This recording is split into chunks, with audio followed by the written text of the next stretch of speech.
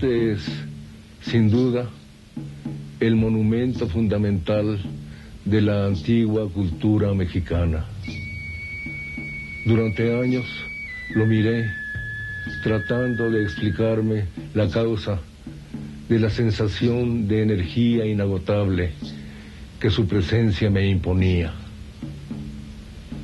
A fuerza de interrogarlo, hubo un día en que comenzó a responderme y comprendí entonces algo de lo que en él ocurría. Este monumento es la representación del sumo poder en el punto donde va a ejercerse para crear el universo. Por decirlo en términos actuales, el monumento es una suerte de representación de la materia reducida a la infinita condensación de la masa a temperatura infinita. En tales condiciones, la materia tuvo que explotar, y explotó y dio principio, así, a la creación del universo.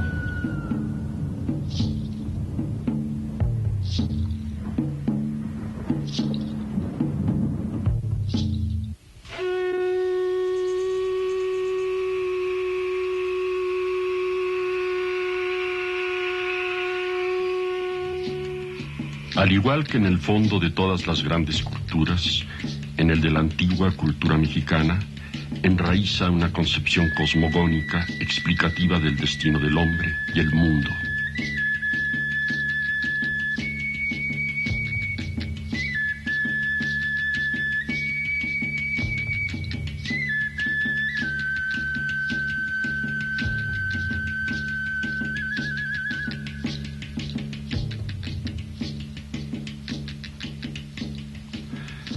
De tal concepción se nutre y crece el dinámico desarrollo que, exaltando al ser humano, lo revela como la entidad que, aliada con dos potencias divinas, impulsa a éstas a la acción y les proporciona, con su cuerpo mismo, la materia para la creación del universo.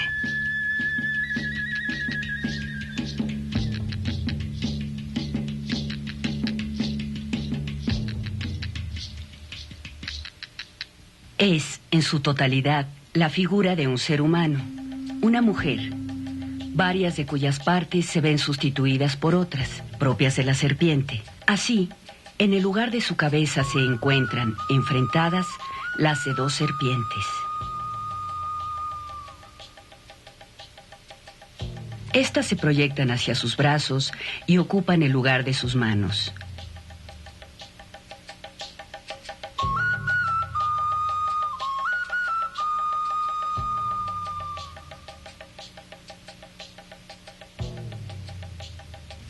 Más abajo, convertidas en su cinturón, se transforman en una sola con dos cabezas. De ese cinturón descienden multiplicadas en una falda. A lo largo de esta enlazan sus cuerpos y en su borde alternan sus cabezas y sus colas. Otra vez dos, ondulando, bajan entre las piernas. Sus cabezas, ahora puestas entre los pies, se dirigen en opuestos sentidos.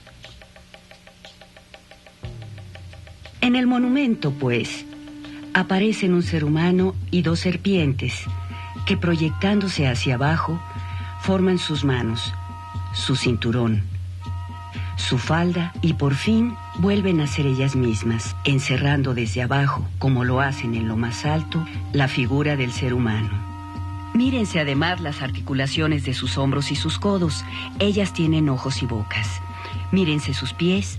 Allí aparecen con volumen pleno las formas que están en las articulaciones, también con ojos y bocas.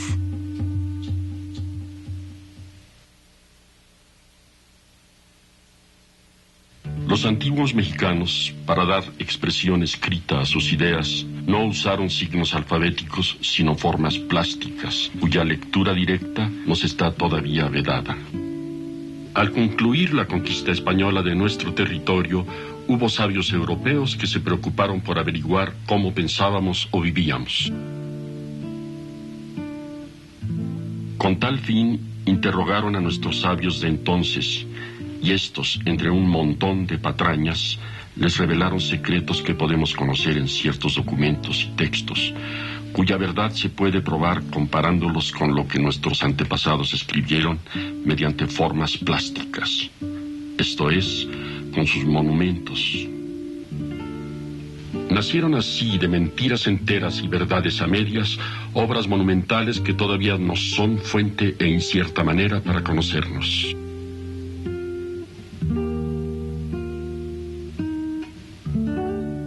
Y hubo por aquellos mismos años un viajero y cronista francés, André Tebet, que también se ocupó en nuestras antigüedades. Se tiene por seguro que Tebet no pisó nunca tierra nuestra, pero es absolutamente indudable que tuvo al alcance y manejó documentos fundamentales y de primera mano relativos a nuestro pasado.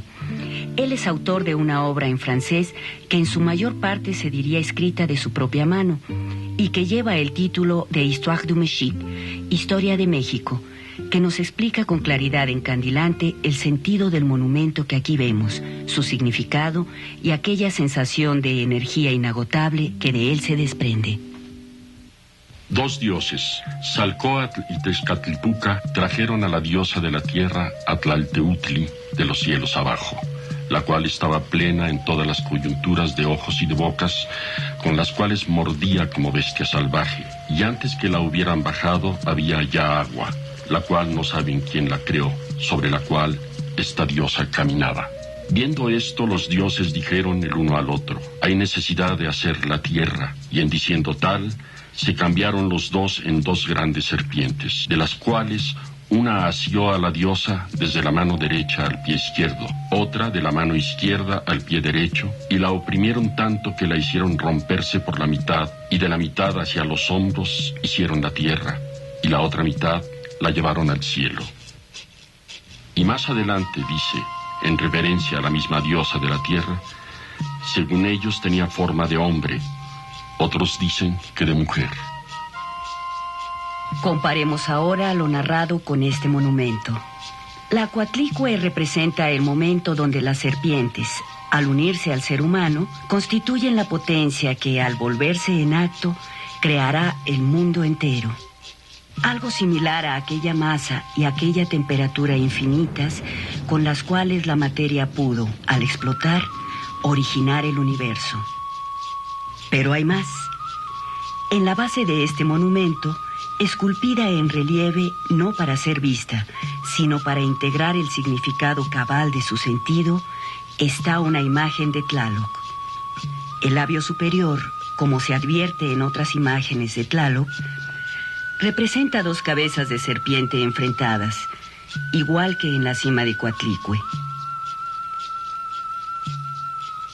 Además, sobre el cuerpo de la imagen en relieve, aparece un símbolo, un quincunce, que representa asimismo el momento previo a la creación universal. Tal momento, así, está representado esencialmente por la unión de dos serpientes y un ser humano. La representación humano-serpentina aparece inicialmente con los olmecas. Desde allí se extiende y se difunde por todos nuestros antiguos ámbitos de espacio y tiempo, donde se va figurando con diferentes rasgos.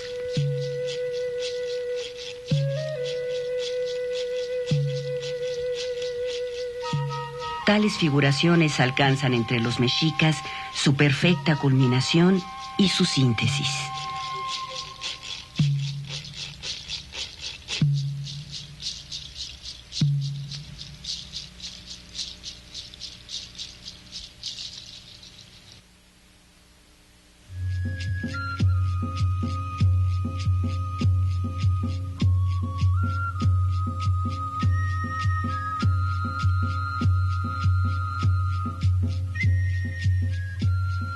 Así el hombre, motor y materia inicial de la creación del mundo, asume en lo sucesivo su función creadora como obligación permanente.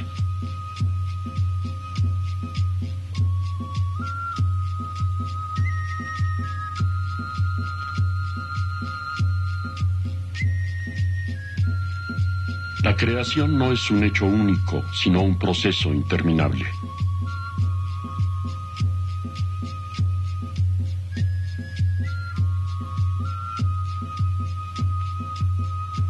El hombre ha de cumplirla sin interrupción, tomando sobre sí el deber de encaminar a su perfección lo inicialmente creado.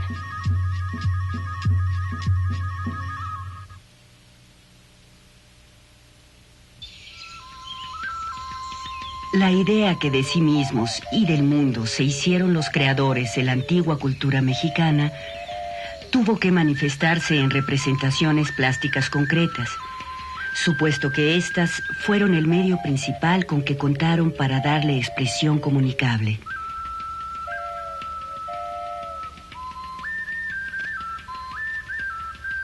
En las imágenes plasmadas durante los siglos culturales del México antiguo, se descubrirá sin mayor esfuerzo que en número y difusión son 4 las que podrían decirse omnipresentes: la naturaleza humana, la ofidia, la felina y la del ave. Todas van cobrando carácter particular de acuerdo con el estilo formal propio de las maneras culturales en que nacen. De las 4, la del hombre y la serpiente son sin duda las que se ofrecen en copia mayor.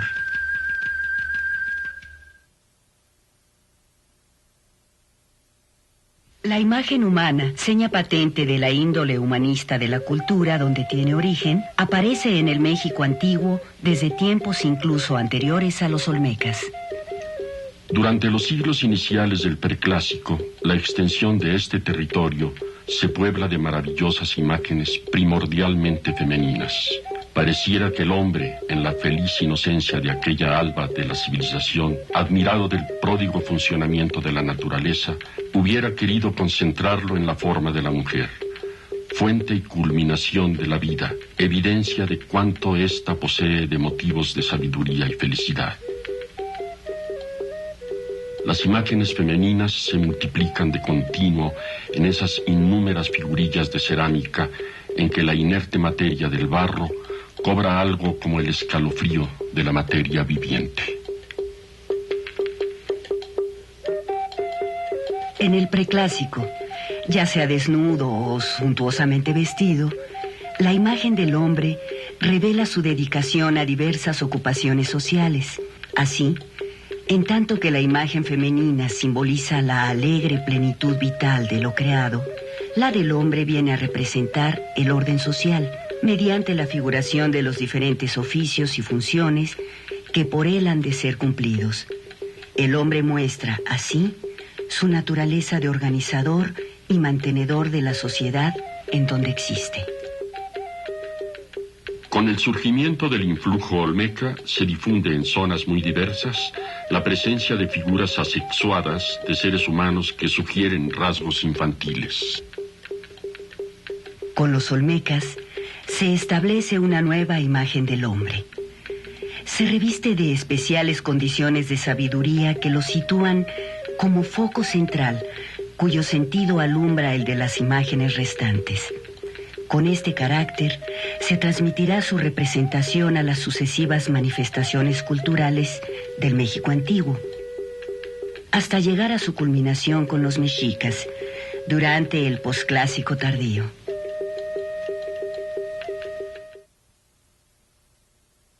La imagen de la serpiente se manifiesta desde tiempos muy tempranos. Es la representación de poderes divinos que el hombre comparte. Los olmecas la mezclaron con el ave. Desde figuras simples hasta la opulenta Jiucoatl de los mexicas, sus formas progresan estilizándose. Los zapotecas la figuraron con la mandíbula superior prolongada hacia arriba y hacia atrás, como aparecería después en el Chac Maya. En Teotihuacán se perfecciona la serpiente emplumada. En Xochicalco tomaría dientes análogos a los humanos. Los mayas la habrían de conducir a grados extremos de estilización. En Veracruz, su cuerpo se desarrollará en ganchos y volutas. La voluta recta que en Teotihuacán le compone la ceja, bajará más tarde y se colocará en la boca de Tlaloc. Se convertirá en un modo de cuadrángulo relevado.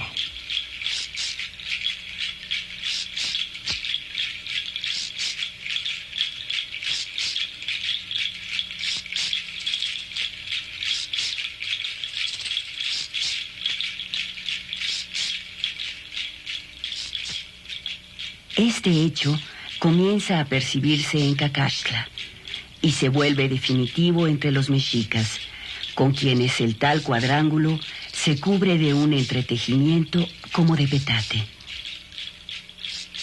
Pero son los mexicas quienes llevan la imagen ofidia a su máxima excelsitud como manifestación plástica. ¿Acaso con significado temporal duplican el número de sus colmillos, le añaden 4 dientes frontales? Crean la Xiucoatl con el ingente gancho formado por la mandíbula superior.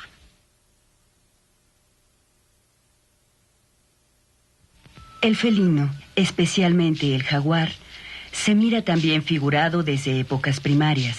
Los olmecas lo representaron sedente o recostado, reduciendo a 4, como en el hombre, las 6 piezas dentales situadas entre los colmillos, y privando a veces de dientes la mandíbula inferior. Flexible y mórbida entre los mayas. Su figura se geometriza en Teotihuacán y Mitla. Pintada, canta y se cubre de universales signos en los muros teotihuacanos. Se recoge, dispuesto al salto, en la cerámica del occidente.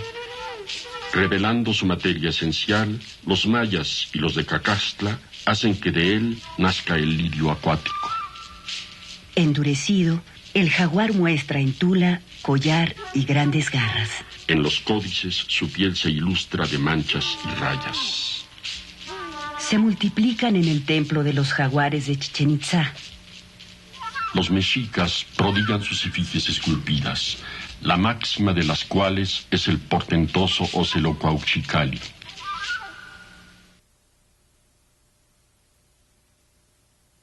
En cuanto al ave, desde el pato del preclásico hasta el águila simbólica del posclásico tardío, es posible además encontrar en inagotable abundancia las aves que poblaban el territorio del México antiguo, representadas de bulto entero o en relieve, pintadas en muros o en vasijas, enteras o solo figuradas por partes suyas. Las aves coronan a menudo otras figuras, humanas y animales. En los casos en que se combina con las de otras entidades, el ave ocupa generalmente su vértice, constituyéndoles lujosos cascos o tocados a modo de penachos de plumas.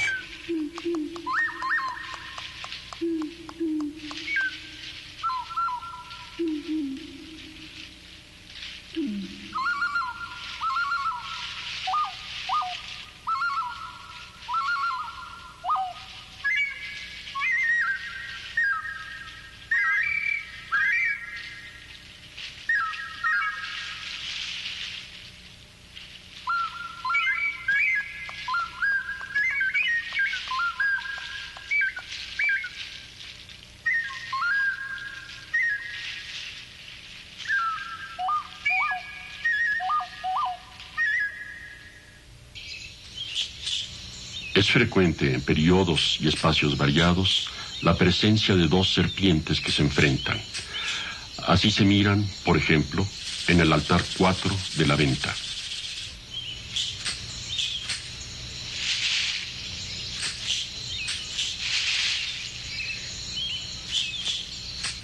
En la cruz de Teotihuacán. En diversos lugares y objetos mexicas, y en la cabeza de la Coatlicue. Los mayas, como a veces lo hicieron también toltecas y mexicas, plasmaron las serpientes con las cabezas dirigidas en direcciones opuestas.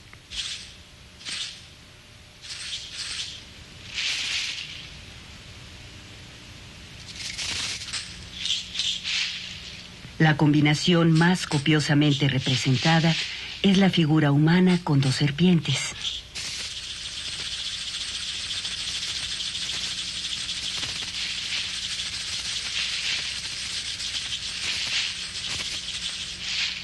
Además de estas 4 naturalezas, los antiguos mexicanos emplearon 4 signos para dar permanencia a su pensamiento cosmogónico. Se designarán aquí con los números 1, 2, 3 y 5 por el número de elementos que los componen. El primero de ellos es un elemento que esencialmente se adapta a la forma de la base menor y los lados de un trapecio. Representaría a las 2 serpientes divinas en el punto en que se unen por sus cabezas a fin de constituir, con el hombre, la suma del poder, fuente de la creación.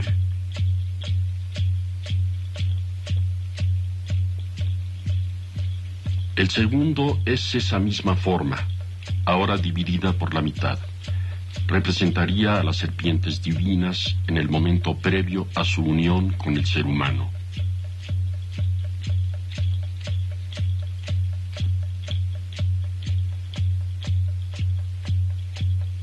Es el tercero la presencia de este último, al cual se une un nuevo elemento, símbolo del ser humano con que las serpientes divinas han de unirse.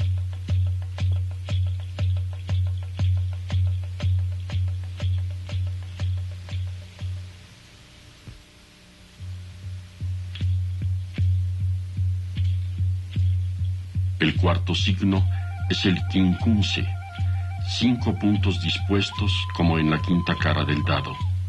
Las principales formas de representación de este signo son los 5 puntos en su pureza, 2 bandas que se cruzan en su parte central, un cuadrado con un círculo central y un cuadrante de círculo en cada uno de sus ángulos, o la totalidad de los glifos de movimiento.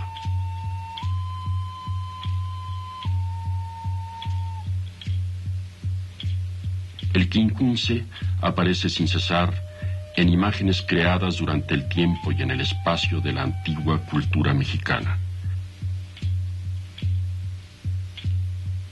La insistencia de su representación hace conjeturable la magna significación y el valor simbólico que a ella se atribuía.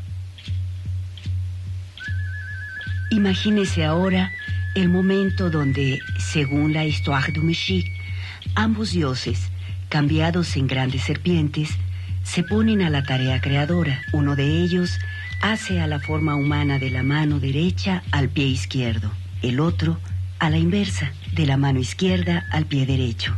Al hacerlo, señalan necesariamente 5 puntos, los correspondientes a las extremidades, manos y pies de la forma humana, y el central, aquel que sus cuerpos ofídeos engendran al cruzarse el uno sobre el otro.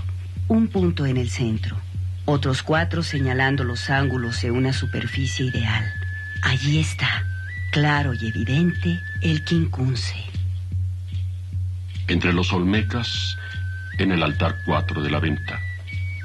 El quincunce ilustra también la pintura rupestre de Oxtotitlán, Guerrero. Tomando a Monte Albán como ámbito ejemplar de la cultura zapoteca, el quincunce se ostenta en estelas de la plataforma norte.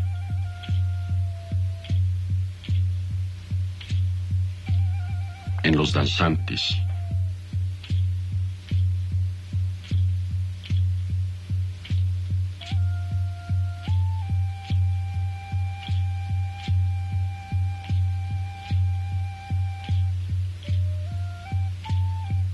En Teotihuacán se muestra en formas diversas.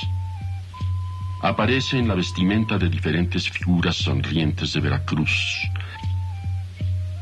Se multiplicará pintado en el cuerpo del felino de los murales de Atetelco. En las estelas de Xochicalco, el quincunce cobra varios modos. En el Tajín, el símbolo se reviste también de multiplicidad de apariencias, la más simple de las cuales viene a ser el entrecruzamiento de líneas diagonales. Recientemente, en el áureo juego de pelota de ese lugar, se descubrió un relieve donde se representan 2 serpientes que, enfrentando sus hocicos, enlazan las lenguas, construyendo así las curvas bandas constitutivas del símbolo. La representación del quincunce toma entre los mexicas opulenta variedad de figuraciones.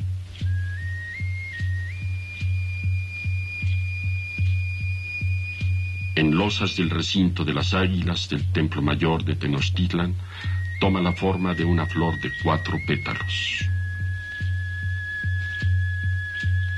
Esos 5 puntos representan el poder de los dioses que, aplicado a la forma humana, creará el universo.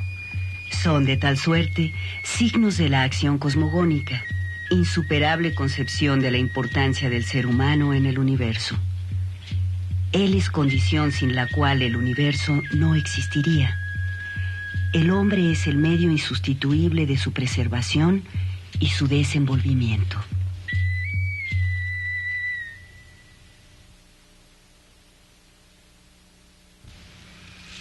En el orgánico hervor del trópico vecino al océano Atlántico, allí donde la vida se concede en formas de feracidad inagotable, donde palpita sin tregua el corazón vivaz de la naturaleza, al amparo de tal espontánea prodigalidad, surgió aparentemente de súbito, hace más de 3000 años, la cultura olmeca, perfecta y plena desde su principio. Próximas a las riberas oceánicas, privilegiadas regiones de los actuales estados de Veracruz y Tabasco han conservado los vestigios de esa cultura inicial. En 2 sitios insuficientemente explorados se han descubierto restos de construcciones que exteriorizan amplios conocimientos de la astronomía, la ingeniería, la arquitectura. La venta en Tabasco se construyó en un breve islote de un afluente del río Tonalá. San Lorenzo, en Veracruz, sobre una meseta artificial, en las cercanías del río Chiquito, afluente del Coatzacoalcos. En ambos lugares han ido saliendo a la luz objetos magnos y pequeños que evidencian toda una noble concepción del hombre y de su función en el mundo. La concepción que habría de regir y establecer el fundamento y el desarrollo del ser de nuestras subsecuentes antiguas maneras culturales. Mucho de lo que allí ha sido hallado sigue en el misterio cuando se trata de averiguar su sentido. Quienes se han ocupado en su estudio se asombran del esfuerzo físico que hubo de efectuarse a fin de transportar por muchos kilómetros de selvas y pantanos moles de roca de 30 toneladas, en vez de dedicar su asombro al milagro espiritual que lo hizo posible. Permanece así en el misterio el sentido de los titánicos entierros de serpentina hallados en la venta. Millares de lajas talladas y puestas bajo la tierra, como si se intentara dotarla de un corazón de energía, o el de los sepultados signos de mosaico en geométrica disposición puestos al descubierto en ese mismo lugar.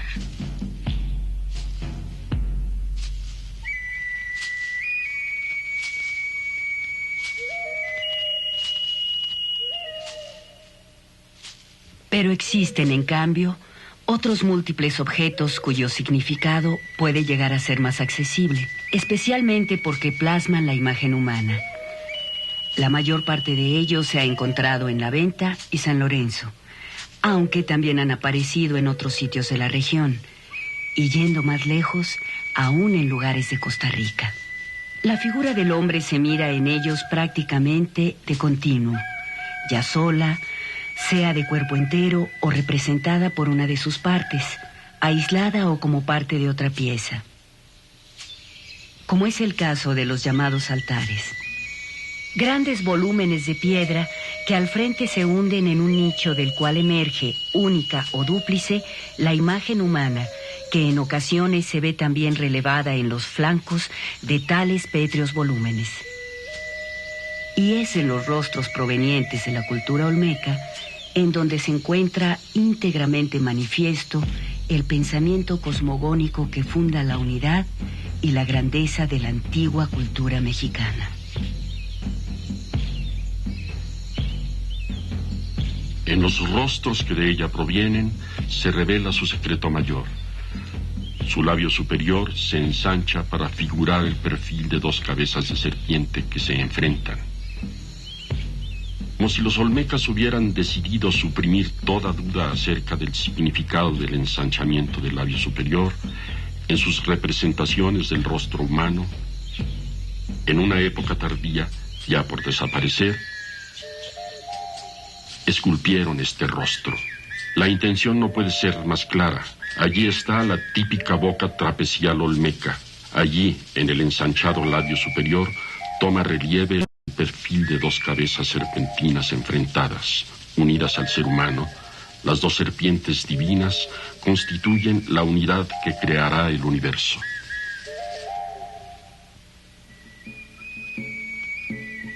Dos son las maneras principales en que tales rostros se nos muestran: la naturalista y la de rasgos estilizados.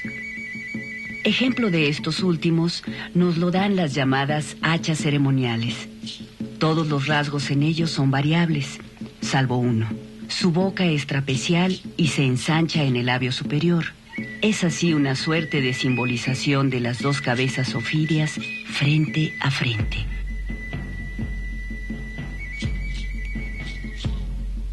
Los rostros naturalistas hallan su mejor ejemplo en los de las llamadas cabezas colosales, con su labio superior ensanchado. 3 de ellos establecen abiertamente lo que con tal ensanchamiento se está significando. En una, la más antigua, la 5 de San Lorenzo, perfectamente esculpido en 2 secciones, es la figuración simbólica de las dos cabezas serpentinas. En las otras 2, la 2 y la 3 de la venta, la misma figuración se advierte a pesar de su lamentable estado de conservación.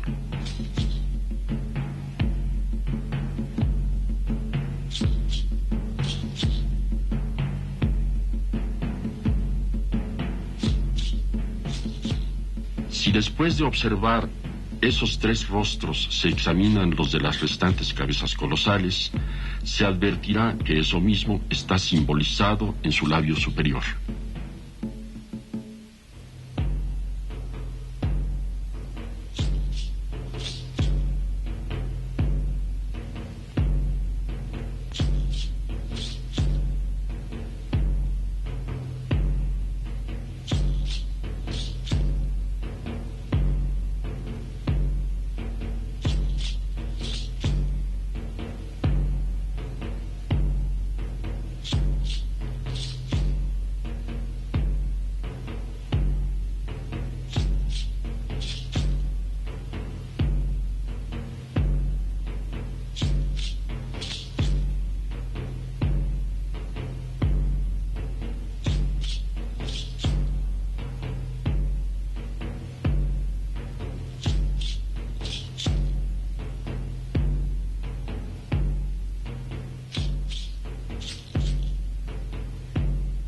Tanto los rostros naturalistas como los estilizados se representan aislados o formando parte de una figura completa.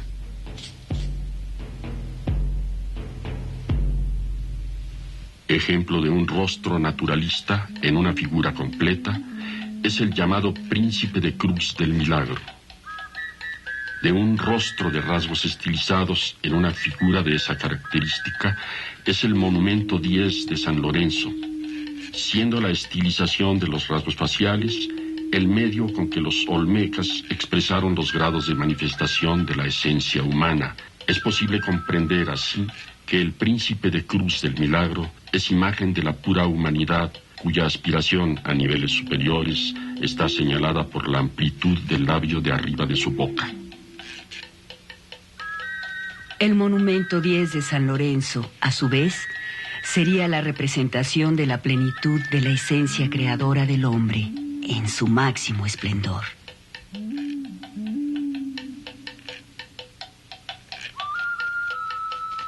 Ahora bien, existen monumentos en los cuales una figura de rostro naturalista constituye conjunto con una de rostro estilizado. Bien puede ser que esta última se agite como si ofreciera resistencia a la naturalista, como en los lados del altar 5 de la venta.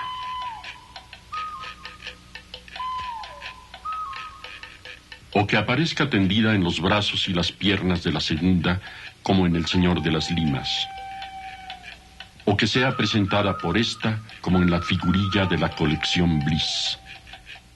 Puede ocurrir también que la cabeza de facciones estilizadas vaya, a manera de tocado, sobre la de rasgos naturalistas, como en el Monumento 1 de San Martín Pajapan.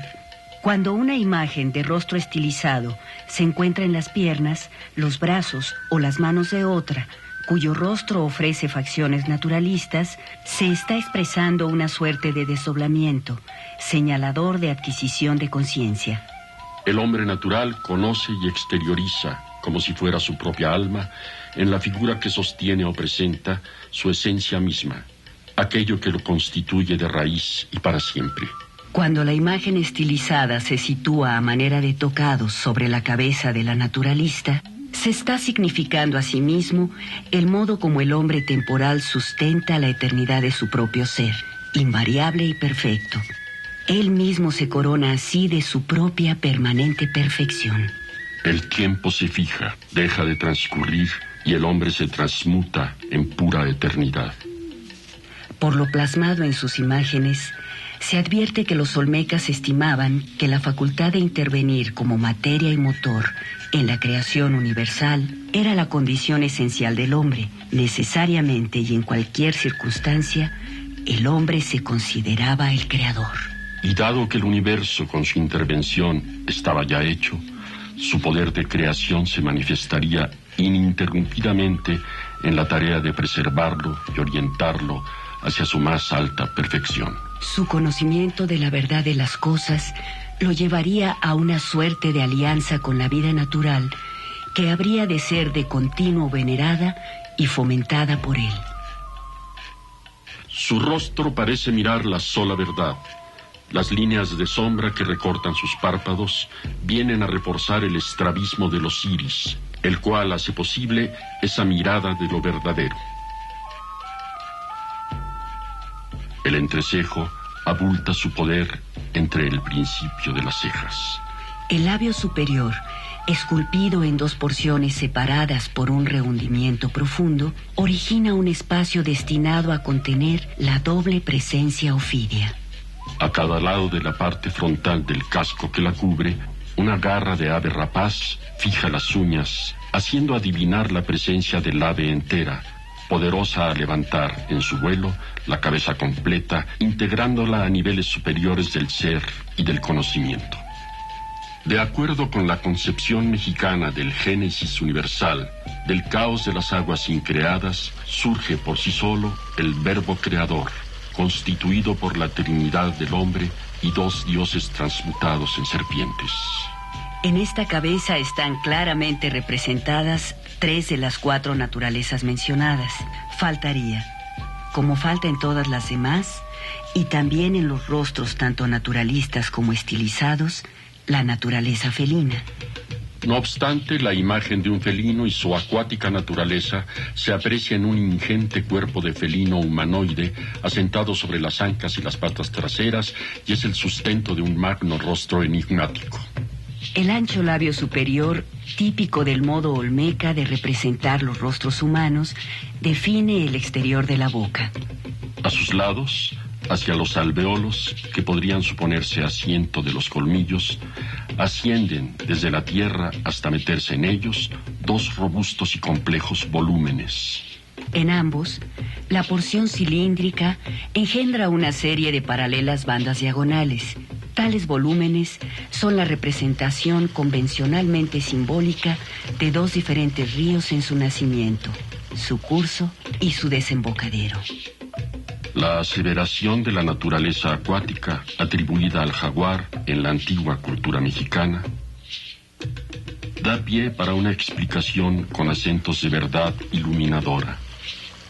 Las partes prismáticas podrían figurar con sus respectivos accidentes geográficos, los lugares donde tienen sus fuentes terrenas. A su vez, las partes cilíndricas y su retorcimiento, que engendran las series de bandas diagonales, representarían las corrientes fluviales que llegan a desembocar en aguas de mayor extensión, simbolizadas por aquel ingente felino humanoide, el cual puede ser la plasmación en imagen de un gran río que capta el tributo de dos afluentes. Es de recordarse que los soldados, sitio en el cual se halló este monumento, no se encuentra lejos del río Tonalá, cuyo curso se enriquece de la contribución de dos afluentes orientales, casi paralelos en su dirección. Establecido así que el agua puede encontrar en el felino la naturaleza que la simbolice, será ahora posible intentar la lectura de la parte frontal del altar 4 de la venta, el más importante monumento que de la cultura olmeca se ha preservado. Dos rectángulos sobrepuestos componen la vista frontal del monumento. Más angosto y largo, el superior lleva en su parte central la figura de dos máganas cabezas de serpientes enfrentadas. Vueltas hacia arriba, sus bífidas lenguas muestran su perfil en breves formas agudas. Entre sus colmillos aparece un quincunce con la apariencia de dos bandas cruzadas. En la parte media del rectángulo inferior, justo bajo el punto de encuentro de las dos cabezas de sierpe en el superior, se sitúa una imagen humana. Los bordes de la cavidad constituyen indudablemente una representación de la naturaleza acuática, con líneas curvas análogas a las que en las columnas frontales del uno de los soldados figuran corrientes de agua. Se evidencia así el sentido cabal de lo representado en la parte frontal de este altar 4 de la venta. De la masa acuática nace la forma humana, a la cual se alía la doble presencia de las serpientes divinas. El poder creador queda, pues, integrado. Tres naturalezas, la felina, la ofidia y la humana, lo simbolizan con su unión. El quincunce, puesto entre los colmillos de las serpientes, refuerza y explica este significado, la creación. La naturaleza del ave, símbolo de proceso tal, también está aquí presente. Si se observa lo que resta del tocado del hombre, se reconocen a ambos lados de su cabeza plumas, instrumentos del vuelo. Se integra así, en su cabal plenitud, la expresión plástica del concepto cosmogónico del antiguo México. Arduo sería para la escritura alfabética expresarlo con mayor claridad. La concepción cosmogónica de los olmecas se difundió hacia las distintas maneras posteriores de nuestra antigua cultura y definió su unidad y su sentido. Sirvan como ejemplo tres de las principales maneras de esa cultura: Teotihuacán, Monte Albán y Palenque. A fin de representar la unión de las dos serpientes divinas con el ser humano, los teotihuacanos crearon una imagen que permaneció durante siglos, a la cual se ha dado el nombre de Tlaloc. Es un rostro humano estilizado que lleva, como rasgos principales, aros en torno de los ojos y una suerte de banda de extremos encorvados como labio superior. Siglos más tarde, los mexicas explicaron la índole serpentina de tales rasgos mediante la escultura de una imagen de elementos naturalistas, el Tlaloc de la colección Ude, que se encuentra en el Museo Etnográfico de Berlín. En ella se advierte que los aros oculares figuran curvaturas cerradas de los cuerpos ofidios y que la banda bucal representa el enfrentamiento de dos cabezas de serpiente. Los zapotecas dieron a la cabeza de la serpiente una particular manera de representación. Esculpida puede verse en piezas provenientes de los valles centrales de Oaxaca. Pintada en el tocado de uno de los personajes que aparecen en el mural de la tumba 104 de Monte Albán. Dos imágenes de la cabeza así representada se enfrentan y se unen para integrar el rostro de Cosijo. Aquí está, en Monte Albán, la figuración del ser humano unido a las serpientes divinas.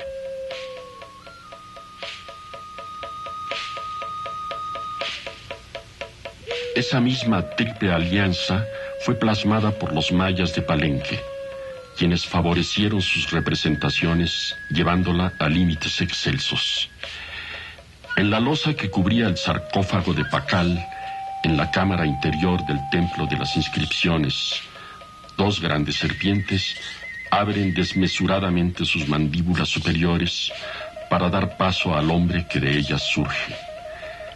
El conjunto es coronado por la figura de un ave, símbolo de ascenso y perfección.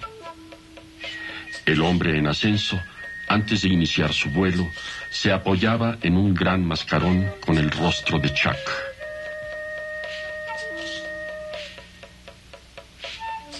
El rostro de Chac, es decir, Cosijo, es decir, Tlaloc, la entidad omnipresente compuesta de una figura humana. Algunos dicen que de hombre, otros que de mujer, y rasgos de naturaleza de serpiente. Los dioses transmutados en serpientes se unen al primer ser humano, a fin de constituir la suma del poder creador del universo. Los olmecas, autores de tal teoría cosmogónica, la figuraron plásticamente por medio de 2 cabezas ofirias enfrentadas en el labio superior de un hombre. Los mexicas, que llevaron a su culminación la cultura antigua mexicana, y a quienes se debe el establecimiento del texto que contiene su teoría cosmogónica, no se detuvieron en la aclaración del significado del rostro de Tlaloc. A esa entidad, representación del sumo poder, le añadieron cuerpo e iluminadoras características. Aquí está la Coatlicue. Este monumento fue creado por los mexicas en la plenitud de su gloria. En él se resume la idea expresada multitud de veces en imágenes de nuestra antigüedad. Esto es, que el ser humano, tras despertar en los dioses el impulso de la creación, les proporciona con su mismo cuerpo la materia necesaria para ejecutarla. Advirtamos que cuelga de su cuello un sartal que enhebra una serie de manos y corazones alternados que en su centro tienen una calavera. Esta se halla traspasada por un ceñidor serpentino que a mitad de su parte posterior atraviesa otra gemela suya. El ceñidor forma unidad con el cordón que enhebra los mencionados corazones y manos, cordón consistente en una corriente de sangre, como se advierte en el nudo que lo ata sobre la nuca.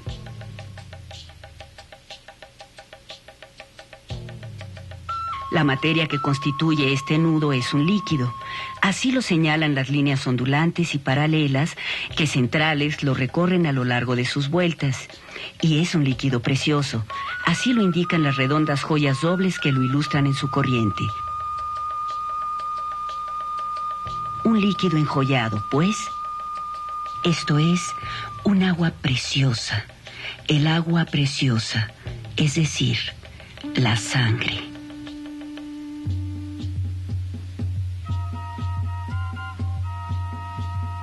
Lo que liga entre sí los elementos del sartal es el fluir vivificante de un río sanguíneo, que actúa corriendo por ellos y por la serpiente del ceñidor, alumbrándose de poderes perpetuos al cruzar, hacia arriba y hacia abajo, la cúpula de los cráneos centrales.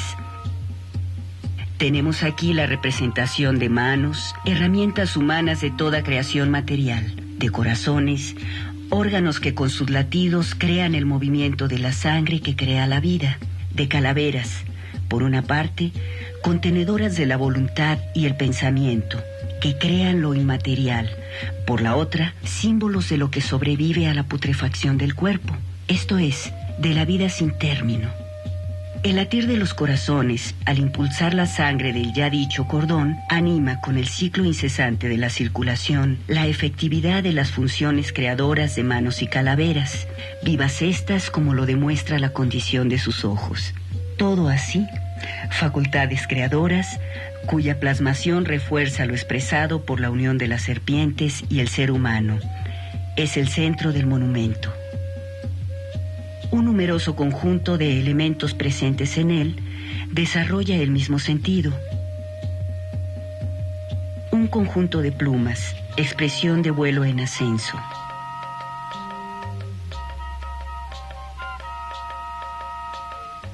Trenzas, como escaleras que suben y bajan. Cascabeles, creadores del sonido cósmico.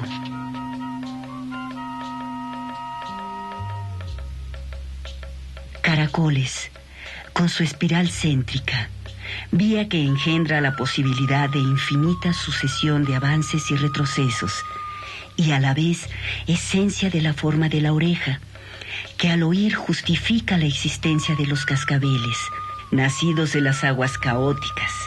Los caracoles crean ahora su orden manifiesto. Y se perciben círculos, joyas del perfecto orden creado.